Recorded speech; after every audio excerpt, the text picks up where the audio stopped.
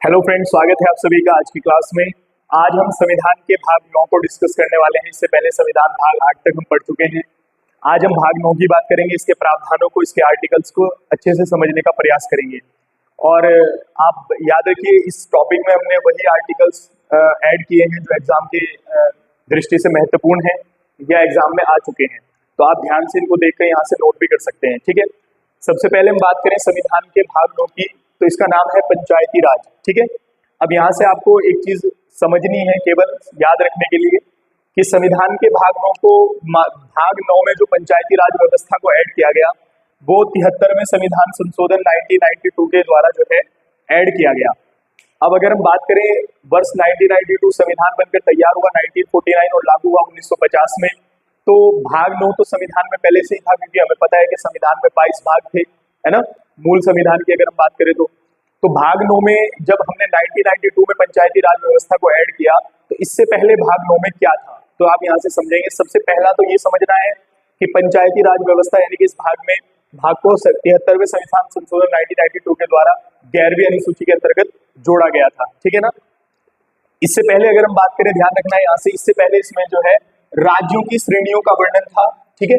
राज्यों की श्रेणियों का वर्णन था। राज्य जो ए बी सी वर्ग में हमने जो है बांटे हुए थे, उन श्रेणियों का वर्णन किया गया था। क्योंकि 7वां संशोधन 1956 में हमने इसको निरस्त कर दिया, इसलिए ये भाग खाली हो गया। इसी से जो है, इसके बाद ही इसमें जो है पंचायती राज व्यवस्था को ऐड किया गया है, ठीक है। तो यहाँ से आप समझेंगे भाग 9 73वें संविधान संशोधन 1992 पंचायती राज व्यवस्था। अब हम बात करते हैं इसके आर्टिकल्स की। तो इसमें जो आर्टिकल्स दिए गए हैं वो अनुच्छेद 243 ए से ओ तक दिए गए हैं। इसमें केवल एक ही अनुच्छेद है 243, और इसी के सारे भाग को दिया गया है। 242 अनुच्छेद तक हम पिछले भाग में पढ़ चुके हैं। आज हम स्टार्ट करेंगे अनुच्छेद 243 ए से 243 ओ तक। अब इसमें क्या प्रावधान है ये समझना है आपने, और यहाँ से एग्जाम में कई बार प्रश्न आता है। 243 क से अण तक की बात भी कर सकता है, वो 243 ए से ओ तक भी बात कर सकता है, तो आपको समझना है। और यहाँ से आप ये चीज ध्यान रखेंगे कि किस तरीके से प्रश्न एग्जाम में बनते हैं। तो जो महत्वपूर्ण हो सकता था, मैंने उसी को जो है इस वीडियो में ऐड किया है। तो आप यहाँ से एक बार समझे और इसको नोट करें और याद कर लें एग्जाम के लिए, ठीक है।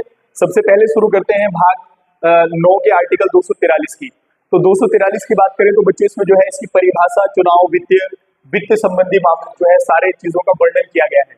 तो एक हिसाब से बात करें तो 243 में यहाँ पर परिभाषा के बारे में बात की गई है। किसके? परिभाषा के बारे में, आप यहाँ से याद रखेंगे। अब स्टार्ट करते हैं अनुच्छेद 243 ए से। अनुच्छेद 243 ए में गठन और कार्यों का प्रावधान किया गया है, यानी कि पंचायतों के गठन और कार्यों का प्रावधान जो है वो अनुच्छेद 243 ए में स्टार्ट किया गया है।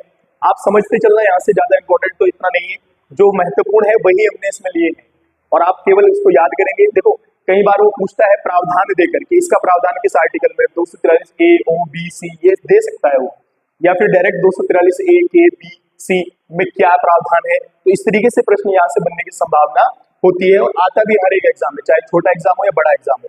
तो आप यहाँ से समझेंगे। सबसे पहले परिभाषा की बात हो गई। ए में गठन और कार्यों का प्रावधान।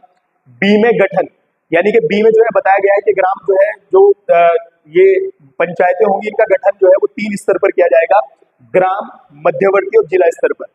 ग्राम जो है वो छोटे स्तर होती है, यानी कि जिनकी संख्या 20 लाख से कम है जहाँ की, वहां पर ग्राम सभाएं गठित होंगी, और 20 लाख से प्लस में जो है मध्यवर्ती और जिला स्तर पर पंचायतों का गठन किया जाएगा। तो ये आप याद रखेंगे अनुच्छेद 243 बी से, ठीक है, ज्यादा महत्वपूर्ण नहीं है। आगे बढ़ते हैं 243 सी, संरचना। इसकी संरचना की बात की गई है कि जो पंचायतों की संरचना होगी वो कैसे होगी। तो प्रत्येक राज्य का विधानमंडल पंचायतों की संरचना करेगा, यहाँ से आप याद रखेंगे। तो संरचना विधानमंडल के द्वारा।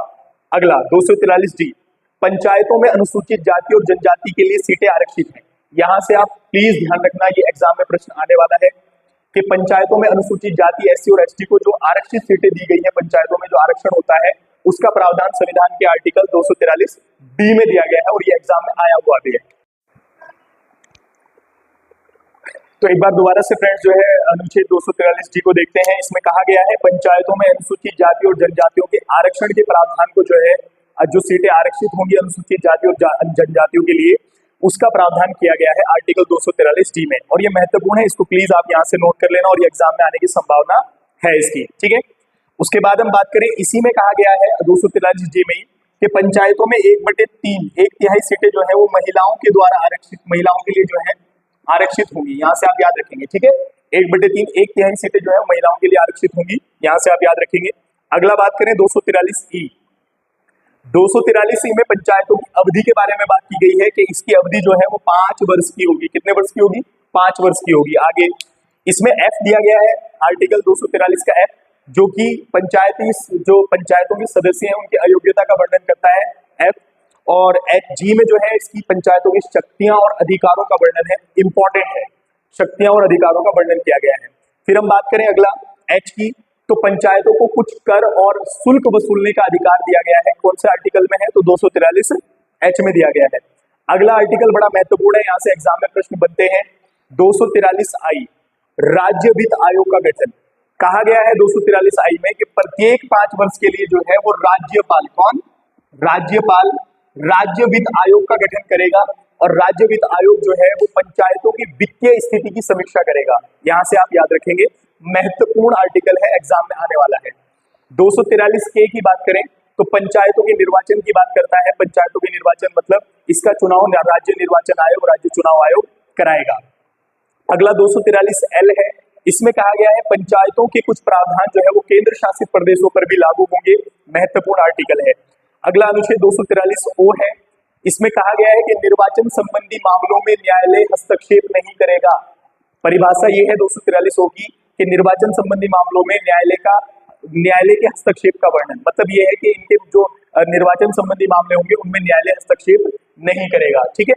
अब यहाँ से आप एक चीज समझना, हमने 73वां संशोधन 1992 में जो है पंचायती राज को जोड़ा है। उसके बाद हमने जो है इसमें 74वां संशोधन की बात करें 1992, इसके द्वारा जो है हमने भाग 9 का क जोड़ा है। क्या जोड़ा है? भाग 9 का क जोड़ा है 74वें संविधान संशोधन द्वारा, भाग 9 में ही, भाग 9 के क। और इसमें जो हमने आर्टिकल लगाए हैं वो 243P से लेके Z तक है। कहां तक है? 243P से Z तक, याद रखेंगे आप, 243P से Z तक। और इसमें जो है शहरी निकाय या नगर पालिकाओं का जो है वर्णन किया गया है, नगर पालिका, नगर परिषद, नगर निगम, इन सब का प्रावधान जो है वो भाग 9 के क में है, जिसको 74वें संशोधन के द्वारा हमने ऐड किया है।